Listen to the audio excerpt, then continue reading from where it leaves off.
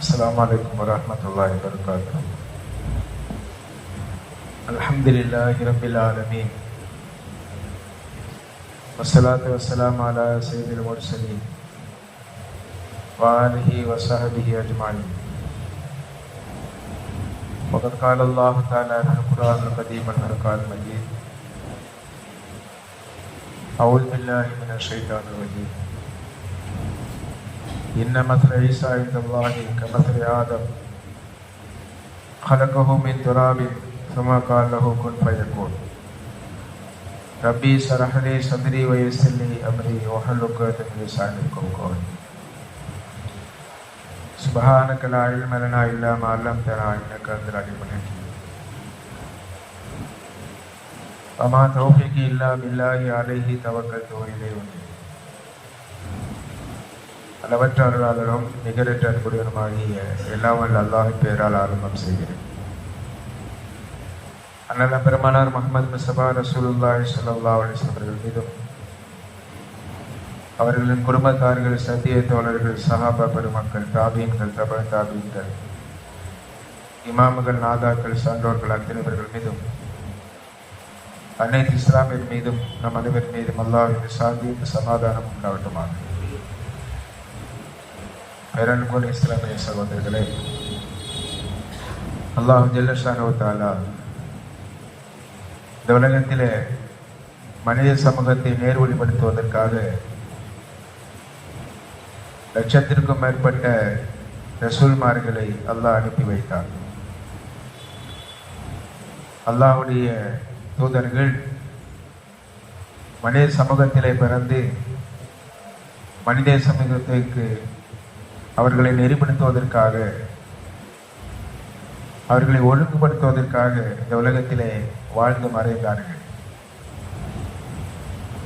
மனிதர்களிலே மிக உயர்ந்தவர்களாக இருந்த போதும் மனிதர்களுக்கு கடைசி கால வரையிலும் எந்த வகையிலெல்லாம் சோதனைகள் ஏற்படுமோ அத்தனை சோதனைகளையும் ஒட்டுமொத்தமாக அல்லாஹ் தஆலா நபிமார்களுக்கு கொடுத்தான். அந்த சோதனைகளை அவர்கள் வெற்றி பெற்றார்கள். திருமறையிலே கூறப்பட்டிருக்கக்கூடிய 25 நபிமார்கள் அவர்களுடைய சோதனைகளை பற்றி எல்லாம் அல்லாஹ் திருமறையிலே விரிவாக சொல்லி காட்டுகிறான். அந்த வரலாறுகளே மனித சமூகத்திற்கு போதுமானது. உலகிலே வாழ்ந்து அந்த வாழ்க்கையை கடந்து போவதொன்றும் எளிதான விஷயம் அல்ல. உலகத்திலே வாழ்வதே மரணிப்பதற்கும் மரணத்திற்கு பின்னால் மறுமை அடைவதற்கும் தான். எனவே உலகத்திலே பல கட்டங்களை கடந்து போக வேண்டியது இருக்கிறது. எல்லாரும் ஒரே மாதிரியான வாழ்க்கையை மேற்கொள்ள முடியாது. எனவே யாராருக்கெல்லாம் எந்தெந்த வகையிலே சோதனைகள் ஏற்படும் என்பதனை நபிமார்களுக்கு அந்த சோதனைகளை கொடுத்து அல்லாஹ் தஆலா அதன் மூலமும் நமக்கு வழிகாட்டி இருக்கிறான்.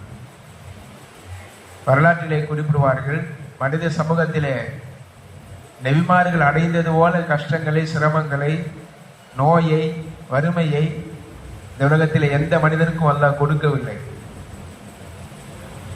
எந்த மனிதனுக்கும் கொடுக்கவில்லை. அந்த அளவுக்கு மிக பெரும் சிரமங்களை அவர்களுக்கு அல்லாஹ் வழங்கி இருக்கிறான். இதெல்லாம் எதற்காக என்று சொன்னால், நாளை மறுமையிலே யா அல்லாஹ் என்னை நீ இப்படி சோதித்து விட்டாய், என்னை கஷ்டப்படுத்தி விட்டாய், எனக்கு வறுமையை கொடுத்து விட்டாய், அல்லது எனக்கு புகழை கொடுத்து விட்டாய், பணத்தை கொடுத்து விட்டாய், செல்வாக்கை கொடுத்து விட்டாய், எனவே உன்னை என்னால் வணங்க முடியவில்லை என்று சொல்லி யாரும் தப்பித்து விட முடியாது. அப்படி சொல்லுகிறவர்களுக்கு அல்லாஹ் தஆலா அந்தந்த நபிமார்களை அழைப்பான். உனக்கு எவ்வளவு சிரமத்தை கொடுத்தேன், உனக்கு எவ்வளவு நோயை கொடுத்தேன், உனக்கு எவ்வளவு நெருக்கடிகளை கொடுத்தேன், உனக்கு எவ்வளவு செல்வத்தை கொடுத்தேன், உனக்கு எவ்வளவு அரசாட்சியை கொடுத்தேன், இருந்தாலும் நீ மறந்தாயா என்று அல்லாஹ் கேட்பான். அந்த நபிமார்கள் அங்கே சாட்சி சொல்வார்கள், யா அல்லாஹ் ஒரு கணமேனும் உன்னை நான் மறந்ததில்லை. அப்ப அல்லாஹ் சொல்வான், பாத்தியா, அவரும் உன்னை போல மனித குலத்திலே படைக்கப்பட்டவர் தானே, அத்தனையும் கொடுத்திருந்தும் அவர் என்னை வணங்காமல் இருந்ததில்லை, என்னை மறந்ததில்லை, நீ மட்டும் என்னை எப்படி மறந்தாய் என்று அல்லாஹ் கேட்பான்.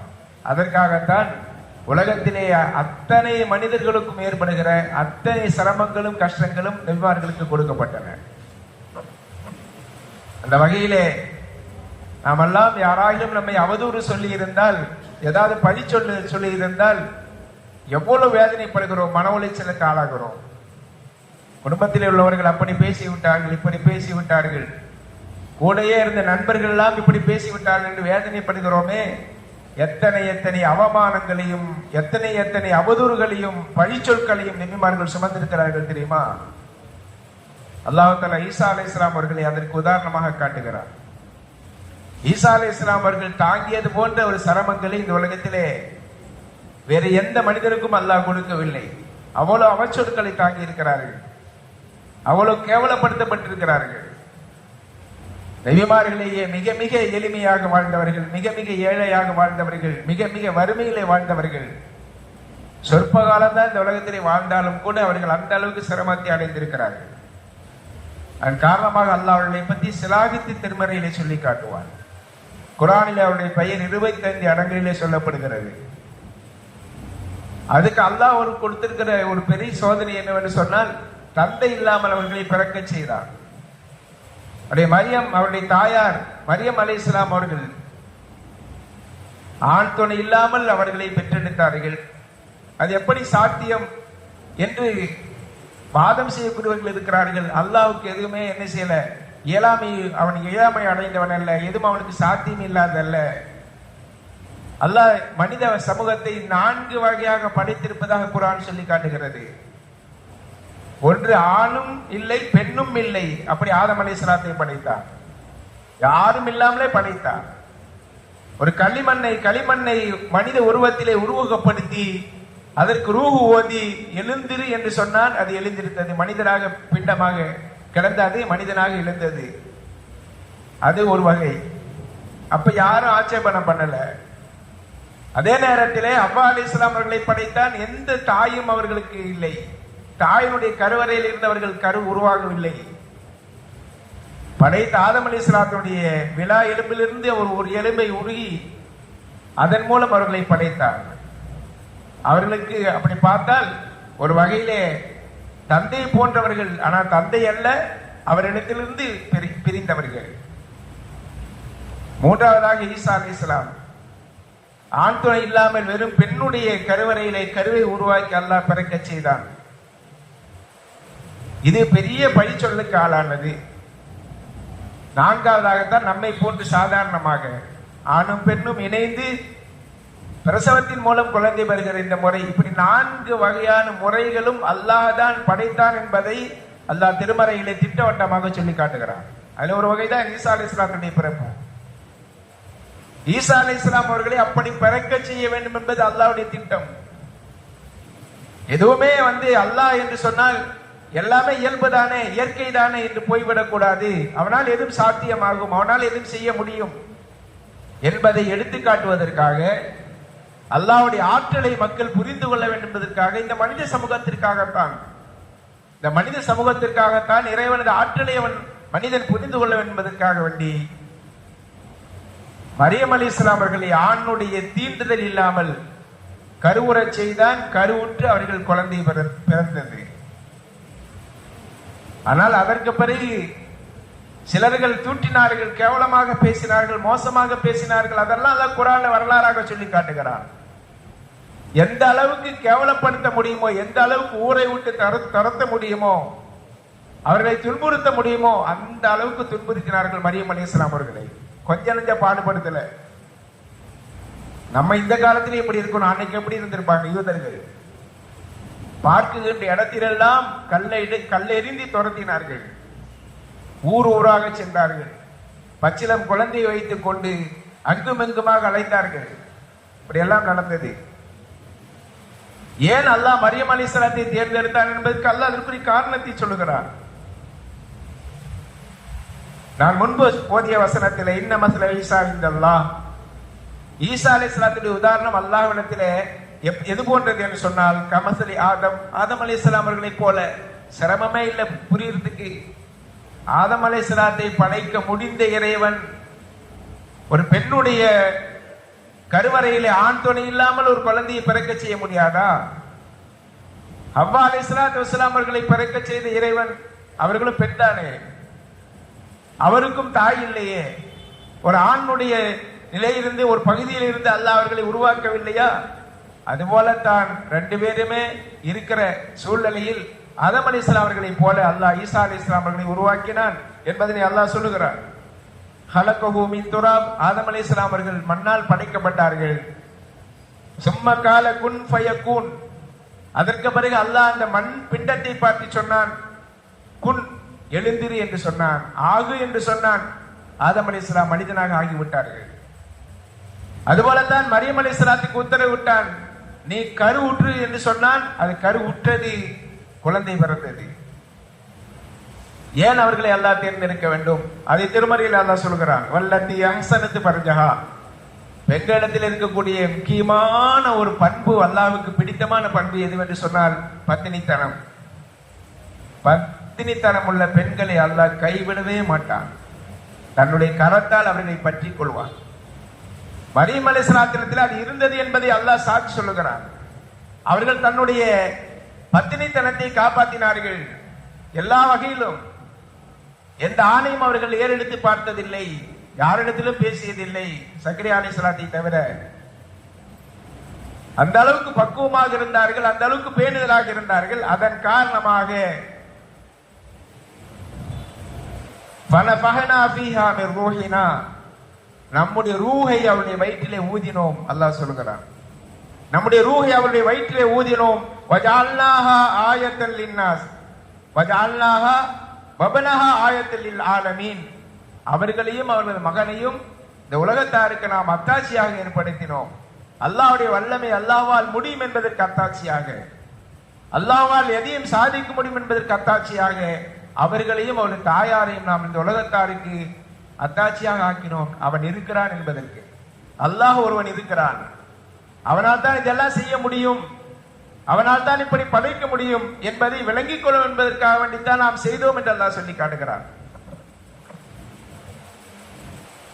மரியம் அலைஹிஸ்ஸலாத்தை அல்லாஹ் மரியம் அலைஹிஸ்ஸலாம் மரியம் என்றுதான் சொல்லுவான். கிட்டத்தட்ட 28 இடங்கள் அவருடைய பெயர் வருகிறது, மரியம் அலைஹிஸ்ஸலாத்துடைய பெயர். பழங்காலத்து அரசர்கள் எல்லாம் தங்களுடைய மனைவிமாருடைய பெயரை சபையிலே சொல்ல மாட்டார்கள், ஏதாவது ஜாடை மாடையாகத்தான் சொல்வார்கள். இன்னைக்கு கூட நம்மகிட்ட கூட அந்த பண்பு இருக்கிறது. மனைவிமார் பெயரெல்லாம் சொல்ல மாட்டோம். வீட்டுல இருந்து போன் பண்றாங்க, இப்படிதான் சொல்லுவோம். வீட்டுல இருந்து அழைக்கிறார்கள், இப்படிதான் சொல்லுவோம். இது யாருடைய வழக்கம் என்று சொன்னால் அரசர்களுடைய வழக்கம். அரசர்களுக்கெல்லாம் அரசனாக இருக்கிற அல்லாஹ் ஒரு பெண்ணை அவருடைய பெயரை சொல்லுகிறார் என்று சொன்னால் அந்த அரசருடைய இன்னொரு வழக்கம் இருந்தது. அடிமை பெண்ணாக இருந்தால் பெயர் சொல்வார்கள், அடிமைகளாக இருந்தால் பெயர் சொல்வார்கள், சொந்த மனைவி பெயர் சொல்ல மாட்டார்கள். அல்லாஹ் இதை பின்பற்றித்தான் மரியம் அலைஹிஸ்ஸலாத்துடைய பெயரை 28 இடங்களிலே உச்சரிக்கிறார் என்று சொன்னால் மரியம் அலைஹிஸ்ஸலாம் அல்லாஹ்வுடைய மனைவி அல்ல, கடவுள் அல்ல, அவர் அல்லாஹ்வுடைய அடிமை. இதை உறுதிப்படுத்துவதற்காக தான் திரும்ப திரும்ப அந்த பெயரை சொல்லுகிறார். மரியம் அலைஹிஸ்ஸலாத்து வஸ்ஸலாம் அவர்களுடைய அந்த வரலாறை அல்லாஹ் சொல்லி காட்டுகிற போது அல்லாஹ் சொல்லுகிறான், ஒதுகுரு ஃபில் கிதாபி மரியம், மரியம் அலைஹிஸ்ஸலாத்துடைய வரலாற்றை நபியே நீங்கள் அவர்களுக்கு சொல்லி காட்டுங்கள். இதின் தபதத் மின் அஹ்லிஹா மக்கானன் ஷர்கியா, அவர்கள் தன்னுடைய குடும்பத்தாரை விட்டு குளிப்பதற்காக வேண்டி அந்த குளியல் அறைக்கு தனித்து போனார்கள். அந்த நேரத்திலே அழகான ஒரு மனித தோற்றத்திலே ஜிப்ரீல் அலைஹிஸ்ஸலாத்து வஸ்ஸலாம் அவர்களை அல்லாஹ் தஆலா அங்கே இறக்கினான். ஜிப்ரீல் அலைஹிஸ்ஸலாம் அவர்கள் இறங்கின உடனே மரியம் அலைஹிஸ்ஸலாம் அவர்கள் பதட்டப்பட்டார்கள். இன்னி அஊது பிர் ரஹ்மான் இன் குன்த தக்கியா, உம்மை விட்டும் அல்லாஹ்விடத்திலே ரஹ்மானிடத்திலே நான் பாதுகாப்பு தேடுகிறேன், நீ இறையச்சமுள்ள நபராக இருந்தால் என்னிலிருந்து விலகி சென்று விடு என்று சொன்னார்கள்.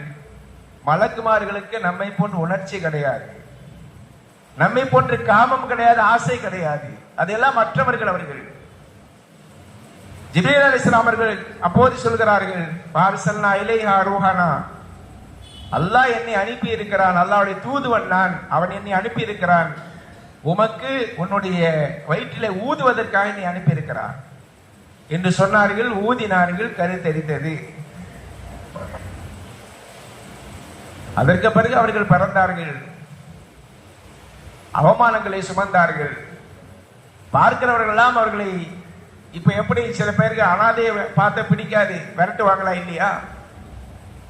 ஜினாவில பிறந்தவனை பார்த்தால் என்ன சொல்வார்கள்? தந்தை இல்லாமல் பிறந்திருக்கார், தந்தை பேர் தெரியாது என்று அவதூறாக சொல்வார்கள் இல்லையா? அது மாதிரி எத்தனை எத்தனை அவதூறுகளை சுமந்தார்கள், அத்தனையும் தாங்கிக் கொண்டார்கள், அத்தனையும் ஏற்றுக்கொண்டார்கள். கடைசியிலே அவரை கொல்வதற்கும் ஏற்பாடு செய்தார்கள்.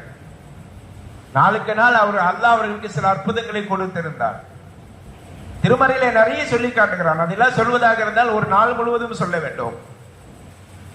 சிறு வயதிலேயே, குழந்தையிலேயே, தொட்டியிலே இருக்கிற போது அவர்கள் பேசினார்கள். கால இன்னி அப்துல்லா, நான் அல்லாஹ்வுடைய அடிமை என்று பேசினார்கள். ஆத்தானியல் கிதாப வஜஅலனி நபியா, அல்லாஹ் தஆலா வேதத்தையும் எனக்கு கொடுத்திருக்கிறான், என்னை ரசூலாகவும் அனுப்பி இருக்கிறான் என்று சொன்னார்கள். அந்த அளவுக்கு குழந்தை பருவத்திலே பேசினார்கள். யாராயிலும் பிறவி குருடர்களை கண்டால் அவர்களை குணப்படுத்துவார்கள். குருட்டுத்தன்மையிலிருந்து பார்வை கிடைக்க செய்வார்கள். தொழுநோய் என்பது அந்த காலத்திலே மருந்து இல்லாத ஒரு வியாதியாக இருந்தது. முழுவதுமாக தொற்று நோயை போன்று அங்குமிங்கும் நிறைய பரவி இருந்தது. ஈசா அலைஹிஸ்ஸலாமுடைய காலத்திலே தொழுநோயாளிகளை தடவி விட்டால் அவர் குணமாகி விடுவார். எனவேதான் மசீஹி என்று சொல்லப்படும் தடவுவர் என்றும் ஈசா அலைஹிஸ்ஸலாத்துக்கு பெயர். ஒரு முறை ஒரு தொழுநோயாளி தெருவிலே இருந்து அல்லாஹ்வை புகழ்ந்து கொண்டிருக்கிறார். யா அல்லாஹ், மனிதர்களுக்கெல்லாம் வியாதியை கொடுத்திருக்கிறாய், அந்த மாதிரி வியாதியிலிருந்து என்னை காப்பாற்றி இருக்கிறாயே, அதற்காக நான் உன்னை புகழ்கிறேன், அல்ஹம்துலில்லாஹ் என்று சொல்கிறேன் என்று சொன்னார். அவரோ தொழுநோயாளி. அவர் சொல்லுகிறார், மனிதர்களுக்கு கொடுத்த வியாதியிலிருந்து என்னை காப்பாற்றி என்னை வைத்திருக்கிறாயே, அதே வரையில் நான் சந்தோஷப்படுறேன், அதற்காக உன்னை புகழ்கிறேன். ஈசா அலைஹிஸ்ஸலாத்துக்கு ஆச்சரியமாக இருந்தது. பக்கத்திலே போய் கேட்டார்கள், மனிதர்களுக்கு அப்படி என்ன நோய் இருக்கிறது என்று கேட்டார்கள். இந்த மனிதர் சொன்னார், அறியாமை என்ற நோய் தான். அறியாமை என்ற நோய் எல்லா மனிதர்களுக்கும் பீடித்திருக்கிறது. அல்லாஹ்வை யாரும் அறியவில்லை. அல்லாஹ் அவனை அறிவதற்குரிய அந்த ஞானத்தை எனக்கு தந்திருக்கிறானே, எனவே அந்த நோயிலிருந்து என்னை காப்பாற்றி இருக்கிறான், அதற்காக நான் சுக்ர் செய்கிறேன் என்று சொன்னார்கள். இதை கேட்டவுடன் ஈசா அலைஹிஸ்ஸலாத்துக்கு சந்தோஷமாகி விட்டது.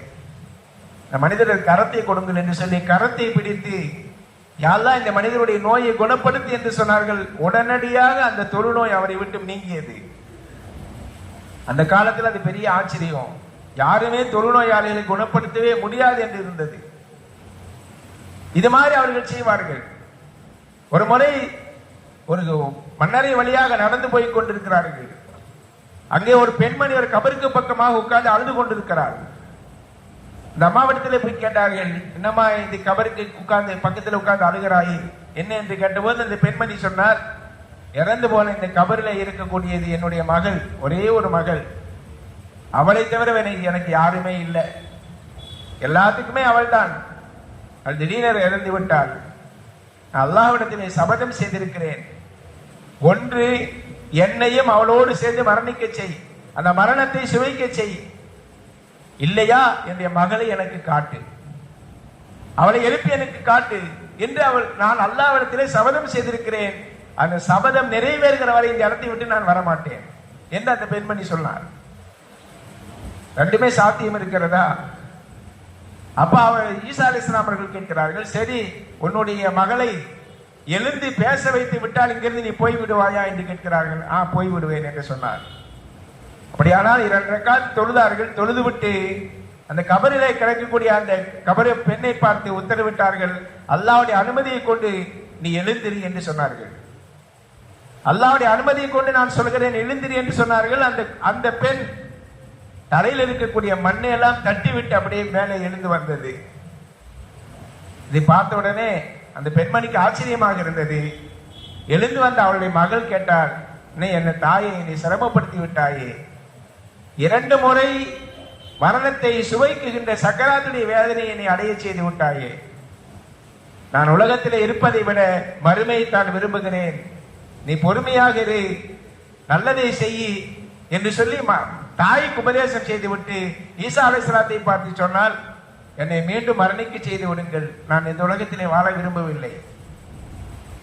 நல்லவங்களா இருந்தா அப்படிதான் வரும். அது வரைக்கும் தான் இங்க ஆசை இருக்கும், உலகத்தில் அப்படி வாழணும் இப்படி வாழணும். நல்லவர்களுடைய மரணம் இருக்கிறது, அவர்களுக்கு மகிழ்ச்சி, சந்தோஷம். அப்ப அந்த பெண்மணி உபதேசம் செய்து விட்டு ஈசா அலைஹிஸ்ஸலாத்திடத்திலே வேண்டிக் கொண்டால் ஈசா அலைஹிஸ்ஸலாம் அவர்கள் துஆ செய்தார்கள். மீண்டும் அந்த பெண், ஆனா அந்த பெண் ஒரு கண்டிஷன் போட்டார், திரும்ப ஒரு சக்கராத்துடைய வேதனை என்னை அனுபவிக்க வச்சாரு. 2 முறை சக்கராத்துடைய வேதனை அனுபவிக்கிற சூழ்நிலை வந்து விடக்கூடாது நபியே. எனவே அல்லாஹ்விடத்தில் அதை லேசுபடுத்துவதற்காக துஆ செய்யுங்கள் என்று கேட்டுக்கொண்டார். ஈசா அலைஹிஸ்ஸலாம் போய் துஆ செய்தார்கள். அந்த பெண் மண்ணறைக்குள் போனார். இப்படி குழந்தை இறந்தவர்களை உயிர்ப்பிக்கக்கூடிய தன்மை அவரிடத்தில் இருந்தது. தொழுநோயை குணப்படுத்தக்கூடிய தன்மை இருந்தது. மக்களுக்கு மத்தியிலே கனிமண்ணை எடுத்து பருந்தை போன்று ஒன்று செய்வார், புறாவை போன்று செய்வார். அதை உருவகப்படுத்திய பின்னால் அல்லாஹ்வின் அனுமதியை கொண்டு நீ எழுந்து போ என்று சொல்வார், பற என்று சொல்வார், பறந்து போகும். இதெல்லாம் பார்த்த சில பேர்கள் இவர் மனிதர் அல்ல, இவர் கடவுள் என்று தீர்மானித்து விட்டார்கள். ஆனால் யூதர்களோ இவர் மீது கடும் பொறாமை கொண்டிருந்தார்கள். இதெல்லாம் செய்யறாரு, இவர் பக்கம் ஒரு கூட்டம் சேர்ந்து கொண்டே இருக்கிறது. ஒரு ஆள் கூட கூட்டம் சேர்ந்தா மற்றவங்களுக்கு பிடிக்காது. இவர் பக்கமாக ஜனங்கள் சேர்ந்து கொண்டிருக்கிறார்களே என்று சொல்லி அவர் மீது கடும் பொறாமை கொண்டார்கள். என்னெல்லாமோ செய்து பார்த்தார்கள், எத்தனையோ சூழ்ச்சிகளை செய்தார்கள். எதுவுமே ஒன்றும் பலன் கிடைக்கவில்லை. கடைசியிலே அந்த நாட்டில் ஆண்டு கொண்டிருந்த ஒரு அரசன், அவன் நட்சத்திரத்தை வணங்கக்கூடியவனாக இருந்தான். அவனிடத்திலே போய் இல்லாத பொல்லாதமாக சொல்லிக் கொடுத்தார்கள். ஜெருசலத்திலே பைத்துல் முகத்தஸுக்கு அருகிலே இருக்கக்கூடிய இந்த மனிதர் மக்களிடத்திலே குழப்பம் செய்கிறார், மக்களை பிளவுபடுத்துகிறார், அரசாங்கத்திற்கு எதிராக மக்களை திரட்டுகிறார். யாருதான் சவிச்சிட்டு இருப்பா? அரசாங்கத்திற்கு எதிராக மக்களை திரட்டுகிறார் என்றெல்லாம் சொன்ன போது அரசனுக்கு கோபம் வந்தது. பைத்துல் முகத்தஸை ஆண்டு கொண்டிருந்த, ஆட்சி செய்து கொண்டிருந்த அவருடைய சிற்றரசனுக்கு உத்தரவிட்டார், இந்த ஆள் எங்க இருந்தாலும் பிடித்து அவரை சிலுவையிலே அறைந்து அவருடைய தலையிலே முட்களால் கிரீடமிட வேண்டும் என்று உத்தரவிட்டான். அதுபோல பிடிப்பதற்காக வேண்டி காவலாளிகளோடு யூதர்களும், காட்டி கொடுத்த யூதர்களும் வந்தார்கள். ஈசா அலைஹிஸ்ஸலாம் அவர்கள் ஒரு குடிசைக்குள்ளே இருந்தார்கள். தன்னோடு சில சகாக்கள் இருந்தார்கள். ஒரு சில பேர், விரல் விட்டு எண்ணக்கூடிய நபர்கள் மட்டும். இவர்கள் வருவது ஈசா அலைஹிஸ்ஸலாத்துக்கு தெரிந்து விட்டது. அங்கிருந்து தப்பிப்பதற்கான முகாந்திரம் இல்லை, வழி இல்லை. எனவே அங்கு இருக்கக்கூடிய தன்னுடைய சகாக்களிடத்திலே கேட்டார்கள், யாராவது என்னுடைய அந்த உருவத்தை ஏற்றுக்கொள்வதற்கு நீங்க தயாராக இருக்கிறீர்களா? என்னுடைய ஜானை ஏற்றுக்கொள்வதற்கு தயாராக இருக்கிறீர்களா? அப்படி இருந்தால் சொல்லுங்கள், அவர் சுவனத்திலே என்னுடைய நண்பராக இருப்பார், என்னோடு உடன் இருப்பார் என்று வாக்குறுதி கொடுத்தார்கள். ஒரே ஒரு வாலிபர் மட்டும் எழுந்து சொன்னார், நபியே நான் அதற்கு தயாராக இருக்கிறேன் என்று சொன்னார். அவரை பார்த்தார்கள். அவருடைய உடல் வாகை ரொம்ப கொஞ்சம் மெலிதாக இருந்தது. ஈசா அலைஹிஸ்ஸலாத்துடைய உடம்பு கொஞ்சம் இதா இருக்கு, நார்மலா இருக்கும். அவருடைய உடம்பு ரொம்ப மெலிதாக இருந்தது. வந்தவர்களுக்கு சந்தேகம் வரக்கூடாது என்பதற்காக வேண்டி வேற யாராவது இருக்கிறா என்று கேட்டார். அப்போதும் அவர்தான் சொன்னார், அந்த வாலிபன் நான் இருக்கிறேன் என்று சொன்னார். 3வது முறையும் கேட்டார்கள். அப்போதும் அவரே சொன்னார், சரி அதுக்கு நீதான் பொருத்தமால என்று சொல்லிவிட்டு அந்த குடிசையில ஒரு இந்த மேல போடுவாங்களா இல்ல தட்டு, அது மாதிரி ஒரு தட்டு இருந்தது. அதன் மீது போய் படுத்துக் கொண்டார்கள்.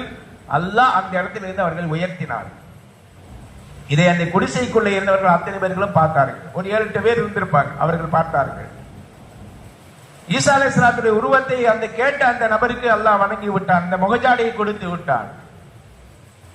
கதவை தட்டிய போது கதவை திறந்து கொண்டு இவர்கள்லாம் உள்ளே இருந்த எல்லாருமே வெளியிலே வந்தார்கள். வெளியிலே வந்து பார்த்த போது அவர்கள் யூதர்கள் இவர்தான் அவர் என்று காட்டி கொடுத்து விட்டார்கள். ஏன்னா யூதர்களுக்கு தெரியும் அடையாளம், ஏற்கனவே பார்த்து இருக்கிறார்களே, அதன் காரணமாக அவரை காட்டி கொடுத்தார்கள்.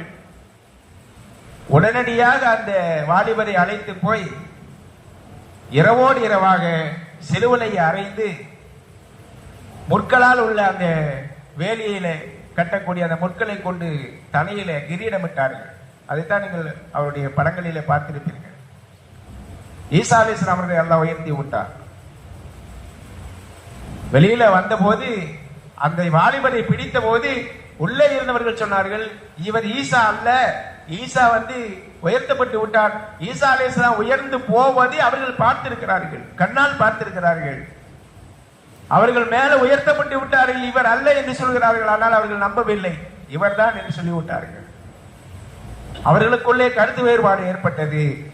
வந்தவர்களே யூதர்களும் கூட சிலர்கள், இவர் உடம்பு இந்த மாதிரி இருக்காது, அவர் கொஞ்சம் இதாவல்ல இருப்பார், இவர் உடம்பு ரொம்ப மெலிசாக இருக்கிறது என்றெல்லாம் சொல்கிறார்கள். ஆனால் யாருடைய பேச்சை ஏற்றுக்கொள்ளாமல் அவரை அழைத்து சென்று போய் சிலுவையிலே அறைந்து விட்டார்கள். ஈசா அலைஹிஸ்ஸலாம் அவர்கள் உயர்த்தப்பட்டார்கள். அல்லாஹ் திருமறையில அதையெல்லாம் நிறைய விஷயங்களை சொல்லி காட்டுகிறார். அப்படி உயர்த்தப்பட்ட ஈசா அலைஹிஸ்ஸலாம் அவர்கள் பெருமானார் ஸல்லல்லாஹு அலைஹி வஸல்லம் சொல்லி காட்டுகிறார்கள், ஈசா அலைஹிஸ்ஸலாம் அவர்கள் திரும்ப வருவார்கள். ஹபத் ஈசா அலைஹிஸ்ஸலாம் பிஷர்கி திமிஷ்கின் இந்தல் மனாரத்தில் பைலா, திமிஷ்க் டமாசஸ் நகரத்தில் இருக்கக்கூடிய ஒரு மெனாரா, ஒரு கோபுரம். அந்த கோபுரத்தில் ஈசா அலைஹிஸ்ஸலாம் அவர்கள் 2 மலக்குகளுடைய இறக்கையோடு இறங்குவார்கள். அவருடைய இறக்கையை பிடித்துக் கொண்டு இறங்குவார்கள். வாலியன் அலாஜினஹி, அதற்கு பிறகு என்சிலு ஈசா அலைஹிஸ்ஸலாம் ஈசபன் மரியம் ஃபயப்தல் ஹின்ஸீர வயமு ஸலீப் வதுஜ்மஉ லஹு ஸலாத். பெருமானார்களும் நிறைய விஷயங்களை சொல்லி தருகிறார்கள். ஈசா அலைஹிஸ்ஸலாம் வானத்திலிருந்து இறங்குவார்கள், பன்றிகளை கொள்வார்கள், சிலுவைகளை உடைப்பார்கள், நம்மை போன்று ஜமாத்தாக தொழுகின்ற தொழுகைகளை கலந்து கொள்வார்கள். ஒழுத்தில் மாலாலா ஹத்தாலா யகுபலு, நிறைய செல்வம் அப்ப இருக்கும். மக்களிடத்திலே நிறைய சொத்துக்கள் சேர்ந்து இருக்கும். அதை முறையாக ஜகாத் கொடுப்பார்கள். ஆனால் வாங்குவதற்கு நபர் இருக்க மாட்டார்கள், யாரும் இருக்க மாட்டாங்க, எல்லா வசதிக்காரங்களா இருப்பாங்க. ஈசா அலைஹிஸ்ஸலாம் வரக்கூடிய காலத்தில் அவ்வளவு செல்வ செழிப்பு இருக்கும்.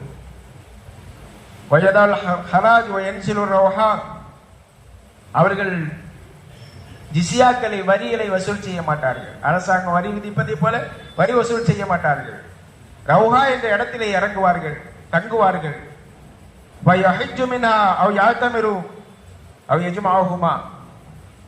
அங்கிருந்து அவர்கள் ஹஜ்ஜிக்கு போவார்கள், உம்ராவுக்கு போவார்கள் என்றெல்லாம் பெருமானார் அவர்கள் வந்த பின்னால் என்னெல்லாம் செய்வாங்கிறதெல்லாம் சொல்லி காட்டுகிறார்கள். அதுபோல இன்னொரு ஹதீஸிலே என்சில் ஈசா அலைஹிஸ்ஸலாத்து வஸ்ஸலாம் இலல் அர்லி ஃபயதஸவ்வஜு வயூலது லஹு வயம்குஸு 45 சனத்தன். ஈசா அலைஹிஸ்ஸலாம் வானத்திலிருந்து இறங்குவார்கள், திருமணம் முடிப்பார்கள், குழந்தை பெறுவார்கள், 45 ஆண்டு காலங்கள் இந்த உலகத்திலே வாழ்வார்கள். சும்மா யமூத், அதற்கு பிறகு மரணம் அடைவார்கள். என்னுடைய கபருக்கு பக்கத்திலே அடக்கம் செய்யப்படுவார்கள். ரசூலுல்லாஹி ஸல்லல்லாஹு அலைஹி வஸல்லம் அவருடைய கபர் எங்க அடக்கம் பண்ணியிருக்காங்களோ அங்க ஒரு இடம் விடப்பட்டிருக்கிறது. இப்ப போறவங்களுக்கு நல்ல உன்னிப்பா பார்த்தா தெரியும், அது ஈசா அலைஹிஸ்ஸலாத்திற்கு விடப்பட்ட இடம். அது என்னுடைய கபருக்கு பக்கத்திலே அடக்கம் செய்யப்படுவார்கள். பைன அபீபக்கர் உமர், நானும் ஈசா அலைஹிஸ்ஸலாம் அவர்களும் அபூபக்கர் உமருக்கு மத்தியிலே நாங்கள் இருவரும் எழுந்திருப்போம். கியாமத் நாளில் எழுந்திருக்கிற போது நடுவுல ரசூலுல்லாஹ்வும் ஈசா அலைஹிஸ்ஸலாம் இருப்பாங்க, 2 புறமும் அபூபக்கரும் உமரும் ஆக நாங்கள் ஒன்றாக எழுந்திருப்போம் என்று வரையிலும் பெருமானார்கள் குறிப்பிட்டிருக்கிறார்கள். இஸ்லாத்திலே சொல்லப்பட்டது போல ஈசா அலைஹிஸ்ஸலாத்தை பற்றிய தெளிவான விஷயங்கள் வேற எந்த மதத்திலும் சொல்லப்படவில்லை. அவர்கள் கிட்டத்தட்ட ஒரு வரலாற்றினுடைய குறிப்பின்படி 480 பிரிவுகள் இருக்கிறது கிறிஸ்துவத்தில். 480 உள்பிரிவுகள் சேர்க்காமல். ஆனால் அந்த பிரிவுகளே அடிப்படையிலே முரண்பாடு, குறிப்பாக கடவுள் முரண்பாடு இருக்கிறது. ஈசா நபி கடவுள் என்று சொல்கிறவர்கள் இருக்கிறார்கள், ஈசா நபி கடவுளின் மகன் என்று சொல்கிறவர்கள் இருக்கிறார்கள். ஈசா அலைஹிஸ்ஸலாத்து வஸ்ஸலாம் அவர்களுடைய தாயாரை கடவுள் என்று சொல்கிறவர்கள் இருக்கிறார்கள். அல்லாஹ்வே அவன் தான் தந்தை என்று சொல்கிறவர்கள் இருக்கிறார்கள். அல்லாஹ் திருமறையில் அதில் சொல்லி காட்டுகிறான். அப்படியெல்லாம் சொல்லக்கூடிய எத்தனையோ விதர்ப்பங்கள் இருக்கிறது, நூற்றுக்கணக்கான விதர்ப்பங்கள், கருத்து வேறுபாடுகள் இடத்திலே இருக்கிறது. அடிப்படையிலேயே கருத்து வேறுபாடு. ஆனா இஸ்லாத்தில் அப்படி கிடையாது. அல்லாஹ் ஒருவன் என்பதிலே எந்த மாற்று கருத்தும் இல்லை. அல்லாஹ்வுடைய ரசூல் முஹம்மது ஸல்லல்லாஹு அலைஹி வஸல்லம் அவர்கள் தான் என்பதிலே எந்த மாற்று கருத்தும் இல்லை. லா இலாஹ இல்லல்லாஹ் முஹம்மது ரசூலுல்லாஹ் என்பதிலே மாற்று கருத்து இல்லை. பிரிவு சட்டங்களில் தான் மாற்று கருத்து இருக்கிறது. ஆனா ஒரு அதிசயம் என்னவென்று சொன்னால், அவர்கள் நூற்றுக்கணக்கான பிரிவுகள் இருந்தாலும் அவர்களுக்குள்ள வாக்குவாதம் வந்ததில்லை, சண்டையிட்டுக் கொண்டதில்லை, விவாதம் செய்ததில்லை, எங்கேயும் அடித்துக் கொண்டதில்லை. அதன் காரணமாக வெளியில் அவர்கள் எல்லாம் ஒற்றுமையாக இருப்பதை போன்று தெரிகிறது. கிறிஸ்துமஸ் வந்தா உலகம் முழுவதும் எல்லாரும் ஒன்றாக கொண்டாடுகிறார்கள். நம்ம ஆள் அப்படி செய்யறாங்க பாத்தீங்களா? 3 ரம்ஜான், 3 பக்ரீத், எத்தனை விவாதங்கள், எத்தனை வாக்குவாதங்கள். ஆனா அடிப்படையில ஒன்னா இருக்கிறோம், பிரிவுகளை தானே பிரச்சனை. அதை பேசி சரி பண்ணிக்கலாமா இல்லையா? அதுக்கு வர்றதில்லை. நான் ஒரு நாள் வீட்டிலேயே 3 பேர் நாள், தகப்ப ஒரு நாள், பையன் ஒரு நாள், தாய் ஒரு நாள். இது அவங்கள்ட்ட இல்லை.